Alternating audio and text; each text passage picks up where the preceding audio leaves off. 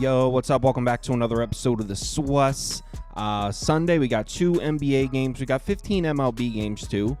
Pretty loaded Sunday. We'll go through everything on the live show. I think I'm going to start it at 11 a.m. Eastern time. Just waiting for a couple messages back as far as guests. In this video, I'm doing the 2 NBA games. As far as Saturday night, I had the bounce back Saturday that I needed. 1-1 against the spread in the NBA. I had the Cavs +8, which I obviously lost. I did have Dallas -2.5, which won. I had both unders, which both hit. I didn't actually bet them, but it's nice to know that you were seeing it clearly. I was on the under in both of them, and hopefully some of you all bet those unders. And then the MLB, I got crushed on Friday night. Had a nice bounce back. I went 3-1. And all 3 hits were plus. Oh, no, I'm sorry. One was -105, but the other 2 were plus money. And my only loss was a +138 or +140 D-backs money line, lost in the 11th inning. So it could have been awesome, but still picked up a nice chunk of change. Needed it. Let's move on to Sunday. Let's keep some momentum going here. Let's roll. Welcome to the Source. The Source.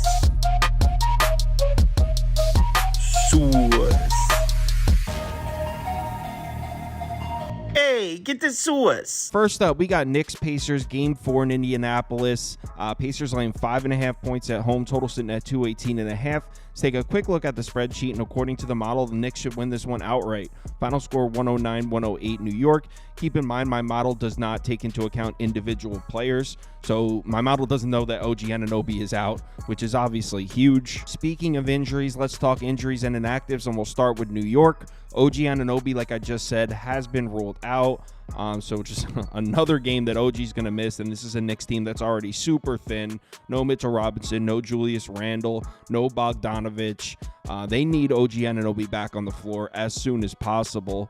On the Indiana side, we do have some serious names. Well, Tyrese Halliburton is listed as questionable, and Nesmith is listed as questionable as well, and he's a big piece for them. So a couple question marks on the Pacers side. All right, so let's talk about game 4. Obviously, you already know the Knicks took games 1 and 2 in New York. We don't even have to talk about it. Let's move on to the next graphic, which is game 3. Knicks lost the game 111-106, came down to the wire.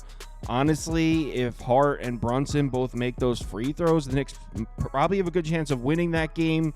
If you didn't see it, Nembhard hit a crazy 30-footer as the shot clock was expiring, which was the game-winning shot. So the Knicks could have won this game, but you know what? The Knicks could have lost game 1. So 2 of the games in this series have been coin flips that came down to the wire. The question going into game 3, could this outstanding shooting continue for the Knicks? And the answer is yes, it did continue. They shot 47.5% from the floor as a team, 51.9% from 3. Dante DiVincenzo was out of his mind. Scored 5 points, 7-11 from 3. And what makes this box score even more impressive is the eye test. If you watch that game, some of the shots that he was hitting were nuts. I mean, contested 26-footers. This man just could not miss. So entering game 4, we have the same exact question that we had entering game 3. When is the regression going to come for the Knicks shooters? I mean, the Knicks are an efficient shooting team, but they're not this good. This is getting crazy, and the Pacers are supposed to be a good 3-point defense. Here are their numbers from the regular season. They're actually 1st and 2nd in shot frequency defensively from above the break and the corner threes. So the Knicks should not be splashing threes on the Pacers like that, and 3 games in a row, they continue to do it. I do believe the 3-point regression will finally hit the Knicks in game 4. I took the Knicks in game 3. I took the points, and obviously they covered. Definitely was a little bit lucky to get that. So I think the 3-point numbers are going to come down for New York here. But there's also regression that's on the side of the Knicks. In game 3, they got out-rebounded. Now, it was just 42-41. But you look at the rebounding discrepancy from the first 3 games of this series, the Knicks won pretty decisively in games 1 and 2. In fact, I think they should have won by even more than that. I know they're injured, but this is the best rebounding team in the NBA, the New York Knicks. Pacers are a team that struggled on the defensive glass, so we're seeing here that the Pacers won the rebounding battle in game 3. Probably not going to happen in game 4. This is a Knicks team that doesn't like to lose the rebounding battle, and we just saw it last series. Game 3, they went on the road to Philadelphia. They lost to make the series 2-1. Actually, strikingly similar to this. They went on the road to Philadelphia Philly in game 3, lost the rebounding battle. What happened in game 4? Knicks came out with smothering defense, won the rebounding battle 52-42, won 97-92. Philly's offense couldn't get anything going in game 4. So there are definitely some angles here that support a Knicks bet. Historically, though, this would be a spot to bet the Pacers since 2010. All right. Game 4 road dogs who didn't cover as road dogs in game 3. So the Knicks were road dogs in game 3. They lost, didn't cover. Game 4 road dogs are 29-55, 35-49 against the spread. So in this situation, usually the home favorite covers. Obviously, this trend would point towards the Pacers. And another thing that supports a Pacers bet here, we got to bring up the OG Anunoby splits. Jalen Brunson gets all, I don't want to say the credit, but he gets all the press because, I mean, he is the leader of the team. He was an MVP candidate. We get it. We love Jalen Brunson, but OG Anunoby joining the Knicks, this was a game changer.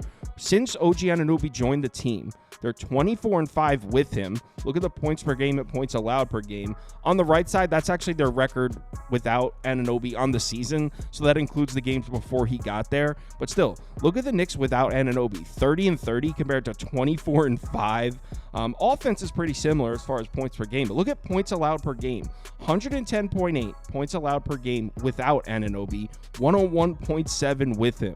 So OG Anunoby on the court increases their defense by almost 9 full points per game. Well, actually, 9 full points per game. So as much as I want the Knicks to win this game, and I've been betting the Knicks. I bet the Knicks all 3 times in this series. Felt like I was a little lucky to get the cover in game 3. I already locked this bet in. Unfortunately, I laid the points. I took the Pacers at -5.5.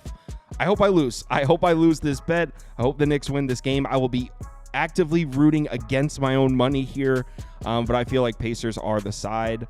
I would also lean towards the under, but they dropped the total too much. I said I like the under in game 3. It went under the total. Now it's down to 218.5.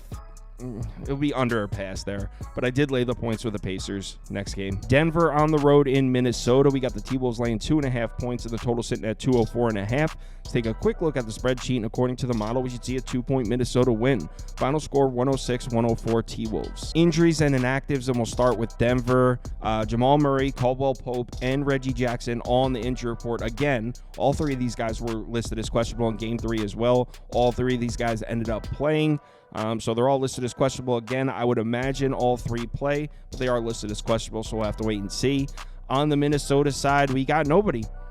T-Wolves are going to be at full strength for this game. All right, so let's take a look at game 4. Obviously, you guys know how the series have gone so far. Minnesota dominated the 2 games in Denver to start the series, but then game 3 happened, and the Nuggets beat the hell out of the Timberwolves on their home floor just the other night. So obviously, we got to start with the question, what happened in game 3? And a lot happened in game 3, including the Denver Nuggets finally getting their shots to fall. You can see in games 1 and 2, shooting just 40.5% from the floor as a team, just 36.1% from 3, a -9 turnover margin in those 2 games. Turnovers were a major problem. Jokic had 11 turnovers in the first 2 games of this series, but you can see in game 3, shooting almost 54% as a team, over 48% from 3 as a team, and a positive turnover margin by 5. So just a complete 180 here in game 3. Denver also won the rebounding battle for the 2nd straight game, 40-32 on the board. So that's 2 games in a row. The Nuggets have out-rebounded Minnesota. Now in game 2, they didn't have Gobert, so it made a little bit of sense. Game 3 at home with Gobert out there, it's a solid job on the glass for Denver. I don't expect that to happen again. But now we get to the Minnesota Timberwolves offense, and this is where this handicap gets really interesting. Because obviously, as we know, the offense just disappeared in game 3. They were really struggling to score. You can see here, 43.7% from the floor as a team, shooting barely over 30% from 3. Look at the points in the paint. Games 1 and 2, they were averaging 52 points in the paint per game, just 34 in game 3. So you see these numbers, and then you take into account how good the Minnesota Timberwolves offense has been in these playoffs. They're 3rd in overall efficiency, 4th in offensive rating. So you see that, and your initial reaction is, oh, that's an anomaly. Minnesota will bounce back and score here, right? Well, hold on. This is where it gets a little complicated. So if you're using a sample size of just the playoffs, then yeah, Minnesota should bounce back and score on the Denver defense. In the playoffs so far, out of the 16 teams, Denver's defense is 7th in efficiency. Minnesota's 4th offensively. So Minnesota had a bad game. They should shoot better against Denver's defense. But if we increase our sample size, I'm not so sure if we can blindly rely on Minnesota's offense to bounce back here. I mean, regular season, 17th in offensive rating, the Timberwolves are. Denver's defense, 7th. Post All-Star break, 5th to 17th. So yeah, in the playoffs, Minnesota's offense has been much better than Denver's defense. But if you take a look at this entire season as a whole, it really hasn't. Now, I will say, though, if we flip it around and look at this exact chart the other way, Denver's offense against Minnesota's defense, this would probably tell us that Minnesota most likely is going to hold Denver to a much lower field goal percentage. Denver's not going to shoot damn near 50% from three again. The Nuggets were actually a poor three-point shooting team. It wasn't a huge part of their offense this year. So there is regression on the side as Minnesota as well.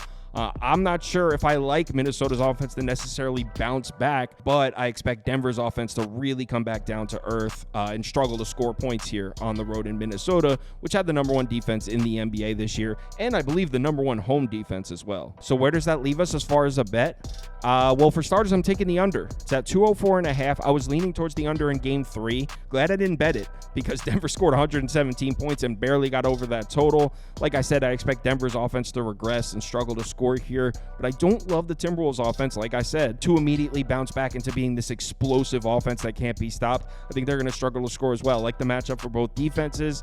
So give me the under at 204.5. As far as a side, this line is really sharp, man. It seems perfect. This is exactly where I would put it. Feels kind of coin flippy, but I am going to go with Minnesota based on the smaller sample size. Based on what we've seen in the last 2 or 3 weeks in these playoffs, I'm going to take Minnesota -3.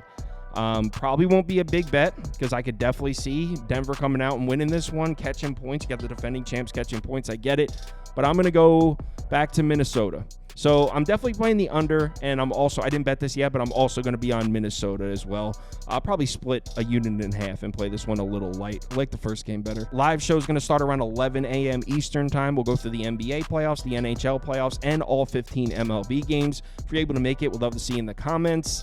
If you want my top bets for NBA or, I almost said NHL, or MLB, head over to KyleKirms.com. They're posted right on the website. You can also get the top bets from anyone on the staff here. They're all posted on there.